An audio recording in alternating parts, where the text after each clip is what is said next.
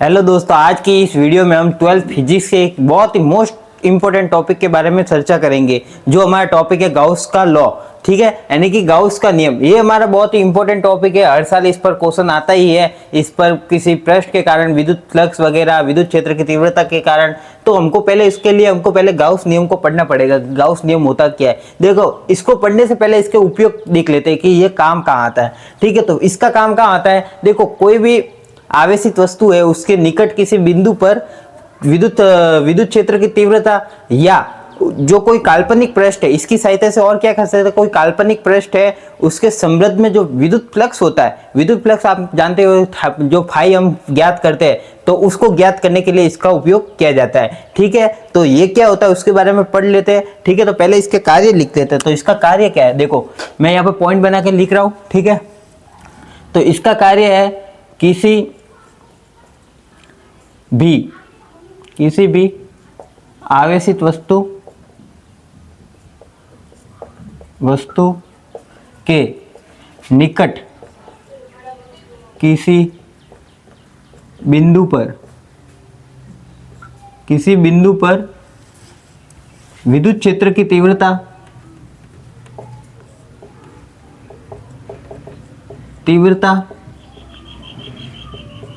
ज्ञात करने के लिए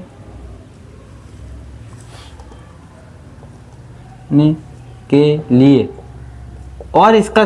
देखो एक कार्य तो इसका ये किसी भी आवेशित वस्तु के निकट किसी भी बिंदु पर विद्युत क्षेत्र की तीव्रता ज्ञात करने के लिए। दूसरा इसका क्या कार्य है, कोई भी काल्पनिक पृष्ठ, यानी कि इसकी सहायता से और क्या कर सकते हैं, इसकी सहायता से यानी कि गाउस नियम की सहायता से क्या करते हैं, इसकी सहायता से किसी भी काल्पनिक पृष्ठ से समृद्ध विद्युत फ्लक्स, यानी कि क्या ज्ञात करते हैं, विद्युत फ्लक्स ज्ञात करते हैं। ठीक है, तो इसके ये दो कार्य, जिसका हम गाउस के नियम से ये दोनों कार्य कर सकते हैं, यानी कि आवेशित वस्तु के निकट किसी बिंदु पर विद्युत क्षेत्र की तीव्रता ज्ञात करते हैं। दूसरा क्या है, इसकी सहायता से किसी भी काल्पनिक पृष्ठ से जो समृद्ध विद्युत फ्लक्स होता है। विद्युत फ्लक्स क्या होता है, यानी कि किसी भी पृष्ठ से निकलने वाली विद्युत क्षेत्र रेखाओं की संख्या विद्युत फ्लक्स कहलाती है। तो उसको ज्ञात करने के लिए इसका उपयोग किया जाता है। अब देखो हमको लिखा ये, देखो हमने देख लिया इसका कार्य क्या, अब ये होता क्या वो देख लेते हैं। तो ये हमारा क्या होता है, ये जो होता है वो क्या होता है, किसी भी काल्पनिक पृष्ठ, इस नियम के अनुसार किसी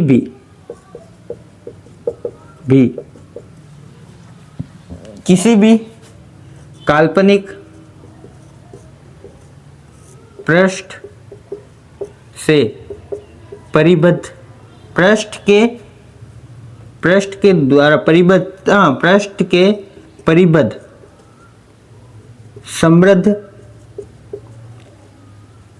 समृद्ध फ्लक्स, जो फ्लक्स होता है, यानी समृद्ध किसी भी काल्पनिक पृष्ठ से परिबद्ध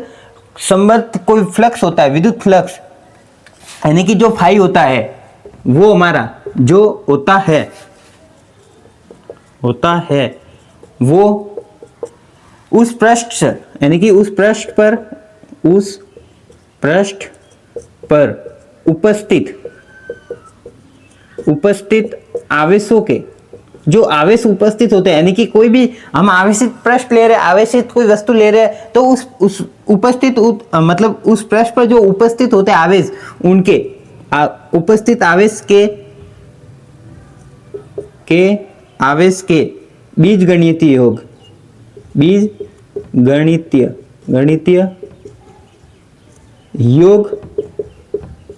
व बीजगणितीय योग का मतलब आवेशों का बीजगणितीय योग क्या होता है। आवेश को हम क्यू से दर्शाते हैं, बीजगणितीय योग यानी कि प्लस माइनस, उसको साइन के साथ लेना। मैं आपको यहाँ पर समझाने के लिए बताया, यानी कि ये समेशन जो लगता है उसका मतलब होता है बीजगणितीय योग। ठीक है, बीजगणितीय योग व जो निर्वात की विद्युतशीलता होती है, निर्वात की विद्युतशीलता विद्युतशीलता के अनुपात के बराबर होता है, पात के बराबर होता है।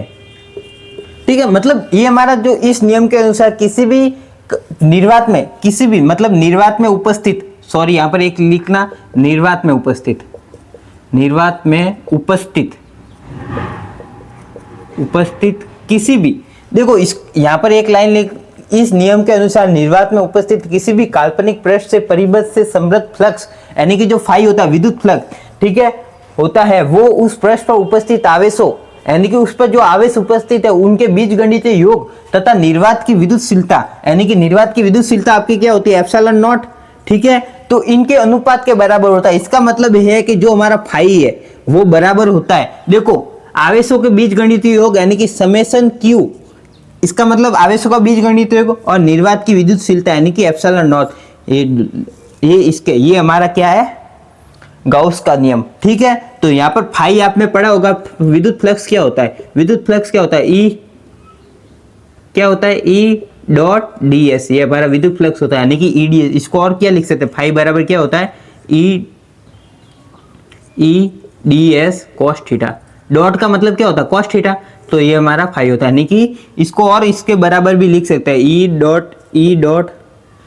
डॉट डी एस, ये हमारा क्या होगा, फाई। ठीक है, इसका समाकलन लेते हैं, ठीक है ना, तो ये हमारा हो गया कौन सा, गाउस का नियम। ठीक है, अब देखो, अब हम क्या देखते हैं,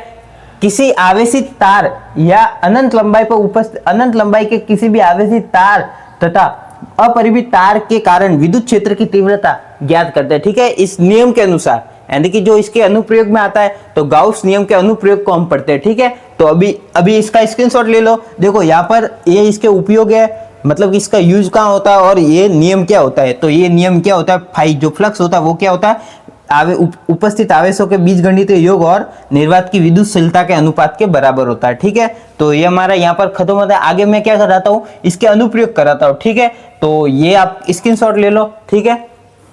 तो अब हम क्या करते हैं, गाउस नियम के क्या पढ़ते हैं, अनुप्रयोग पढ़ते हैं। अनुप्रयोग में पहला अनुप्रयोग पढ़ते हैं, अनंत रेखीय या अपरिमित आवेशित तार के कारण विद्युत क्षेत्र की तीव्रता। देखो मेरा ये जो है, ये अनंत रेखीय आवेशित तार है, ठीक है, इसके कारण मुझे विद्युत क्षेत्र की तीव्रता ज्ञात करनी है। जैसे इस किसी पॉइंट पर, किसी भी पॉइंट पर मुझे क्या करना है, जैसे मैं यहाँ पर कोई पॉइंट लेता हूँ, इस पृष्ठ पर, ये जो मैंने एक काल्पनिक पृष्ठ बनाया, क्या बनाया, काल्पनिक पृष्ठ, और इस पृष्ठ को क्या कहते हैं, हम क्या कहते हैं, गाउसियन पृष्ठ कहते हैं। मतलब कि जो काल्पनिक पृष्ठ बनता है उसको हम क्या कहते हैं, गाउसियन पृष्ठ कहते हैं। ठीक है, तो इसके कारण मुझे क्या करना है, विद्युत क्षेत्र की तीव्रता ज्ञात करनी है, कहाँ पर, किसी पॉइंट पर। तो मैं यहाँ पर कोई पॉइंट ले रहा हूँ P, देखो इसके कारण विद्युत क्षेत्र की तीव्रता कहाँ पर होगी, देखो एक पृष्ठ तो ये बन रहा है जो गोलाकार, ये बेलनाकार पृष्ठ है, तो एक तो यहाँ पर होगी पहले पृष्ठ, ठीक है, दूसरा ये जो हमारा जो वर्ताकार है ये वाला, ठीक है, इसके कारण होगी, और तीसरा कहाँ पर, यहाँ पर होगा। ठीक है, तो इसके कारण देखो फ्लक्स हमेशा लंबवत होता है, यानी कि जो हमारा ई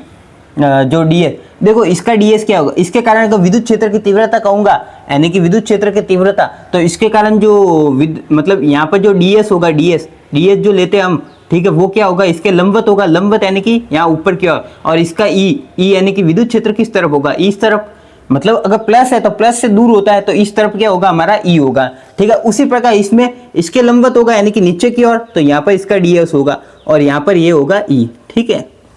उसी प्रकार यहाँ पर किसी पॉइंट पर, ठीक है, यहाँ पर एक छोटे से पॉइंट पर मैं अगर लूंगा, तो इसका ds इसके लंबवत होगा, यानी कि इस तरफ, और ई भी किस तरफ होगा, इसी तरफ होगा, यानी कि ये इसका ds और इसका ई जो विद्युत क्षेत्र होगा वो भी इस तरफ होगा। ठीक है, तो यहाँ पर देखो, अगर यहाँ पर ds ऐसे है और ई ऐसे, तो यहाँ पर जो एंगल बन रहा है, यानी कि जो एंगल बन रहा है वो कितने का बन रहा है, यहाँ पर थीटा बराबर कितने का बन रहा है, 90 डिग्री। उसी प्रकार यहाँ पर देखे तो देखो ds भी इधर ही है, ठीक है, और जो विद्युत क्षेत्र वो भी इस तरफ है, तो यहाँ पर थीटा बराबर कितना होगा, 0 डिग्री। वही यहाँ पर देखो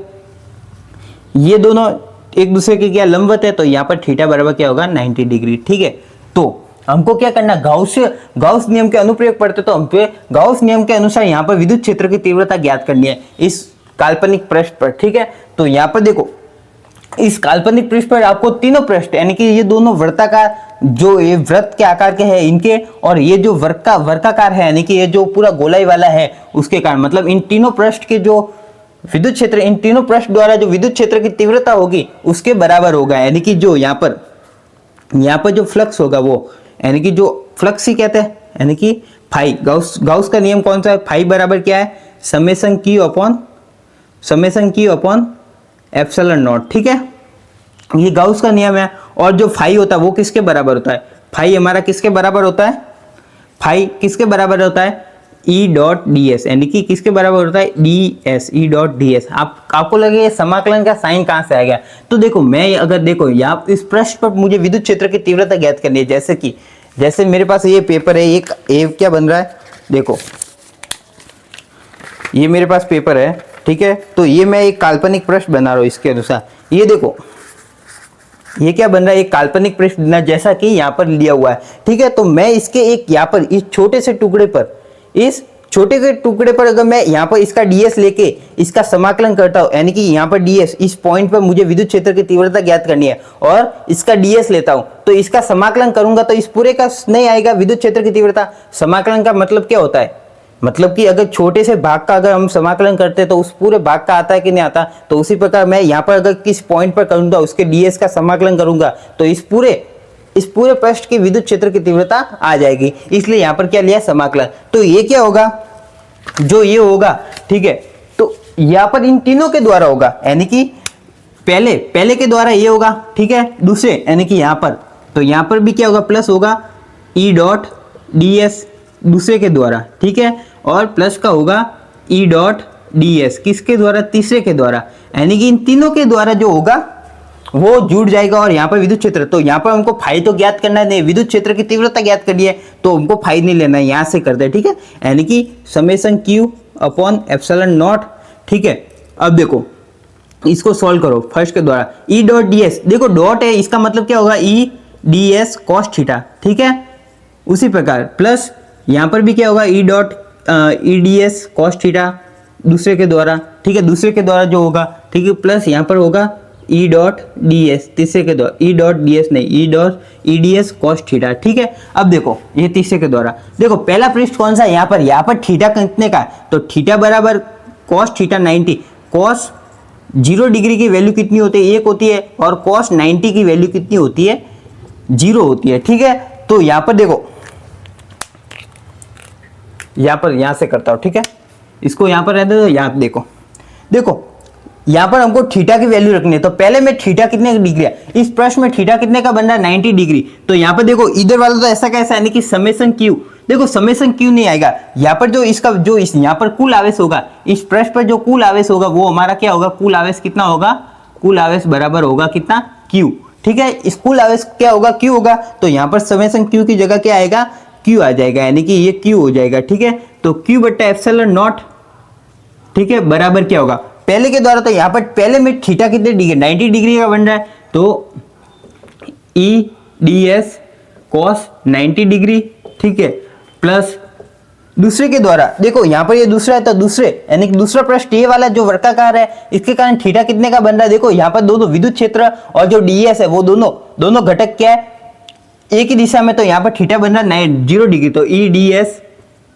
एस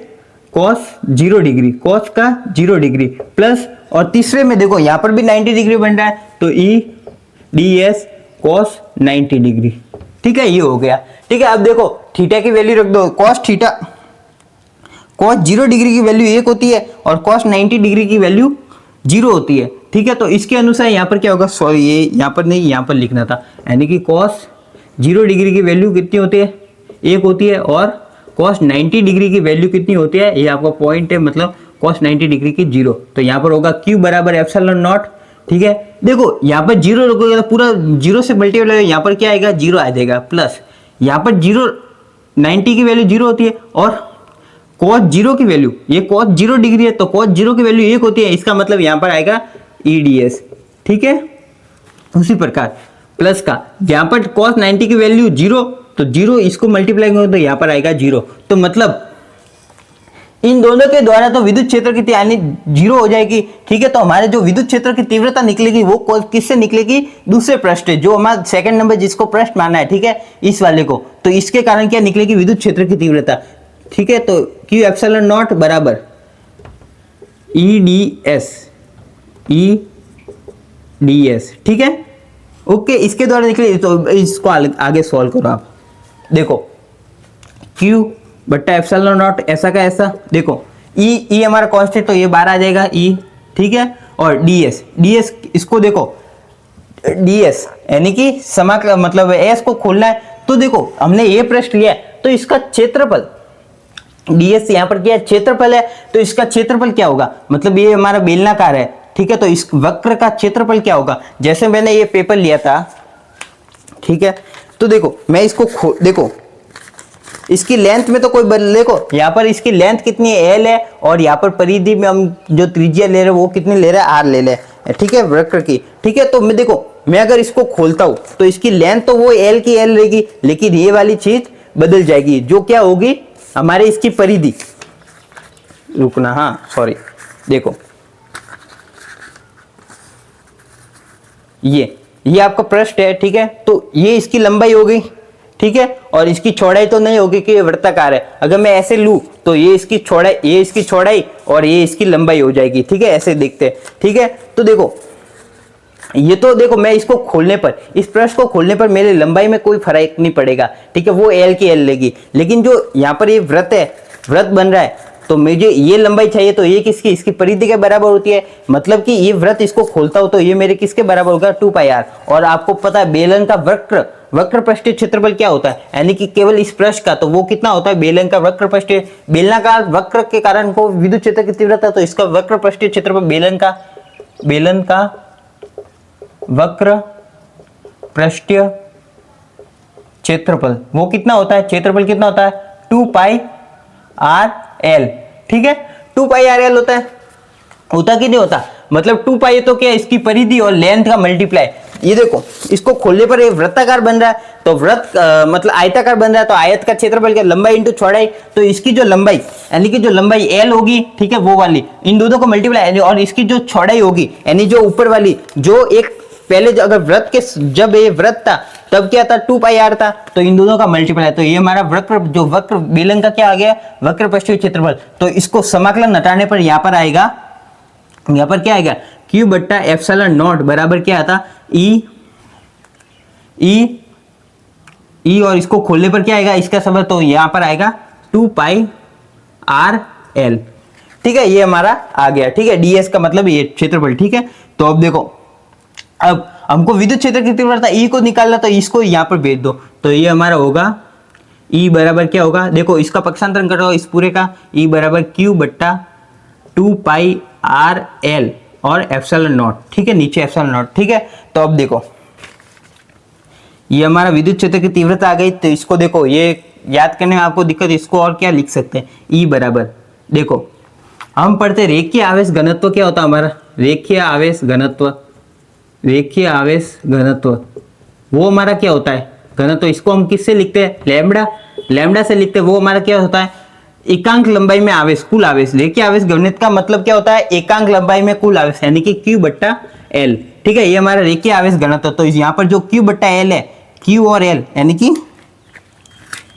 Q बट्टा L हमारे किसके बराबर है, लैम्बडा, यानी कि रेखीय आवेश घनत्व, यानी कि जो हमारा ये हमारा Q बट्टा L है, इसको हम क्या लिख सकते हैं, लैम्बडा, ठीक है। तो यहाँ पर लिख दो लैम्बडा बराबर क्या होगा, 2πr एप्सिलॉन नॉट, ठीक है, क्योंकि Q बट्टा L को क्या लिखा मैंने, लैम्बडा, तो ये हमारा हो गया, ठीक है। अब देखो इस समीकरण को ऊपर नीचे 2 से मल्टीप्लाई, यहाँ पर 2 से करो और यहाँ पर 2 से करो, ठीक है। यहाँ पर 2 से करने पर देखो ऊपर क्या होगा, 2 लैम्बडा, ठीक है, नीचे क्या होगा, 4πr एप्सिलॉन नॉट, ठीक है, ये हमारा होगा, ठीक है। अब देखो यहां पर एक चीज देखो, यहां पर एक अगर इसके मल्टीप्लाई में एक मानो तो 1 बट्टा ये देखो ये पूरा 4π और एप्सिलॉन नॉट, ये वाला अपना क्या बन रहा है, 1/4π एप्सिलॉन नॉट क्या होता है, 1/4π एप्सिलॉन नॉट हमारा क्या होता है, के होता है कूलम्ब स्थिरांक, ठीक है। तो ये जो पूरा है वो के बराबर हो जाता, ठीक है। तो 2 लैम्बडा ऐसा का ऐसा, और इसको करेंगे k से मल्टीप्लाई जो इसका मान है, और नीचे आ जाएगा r, तो ये हमारी विद्युत क्षेत्र की तीव्रता आ जाएगी, किससे, गाउस के मतलब अनंत रेखीय परिमित आवेशित तार के कारण जो विद्युत क्षेत्र की तीव्रता आएगी वो क्या आएगी, E बराबर 2 लैम्बडा के अपॉन आर। यहाँ पर लैम्बडा क्या, रेखीय आवेश घनत्व हो गया ये वाला, ठीक है। के क्या होता है, कूलाम स्थिरांक, जिसकी वैल्यू कितनी होती है 1/4 पाई एप्सिलॉन नॉट। और आर आपको पता है जो इस यहाँ पर जो लंबाई ली है, मतलब जो त्रिज्या ली है वो वाली, ठीक है। तो ये आपका अनंत रेखीय अपरिमित आवेश तार के विद्युत क्षेत्र की तीव्रता निकल गई, किससे, गाउस नियम से, ठीक है। तो ये आपका इधर ही खत्म होगा। अगले नेक्स्ट वीडियो में हम जो समतल छादर के कारण जो विद्युत क्षेत्र की तीव्रता होती है उसको हम देखेंगे, ठीक है। तो इसका स्क्रीनशॉट ले लेना, ठीक है। धन्यवाद।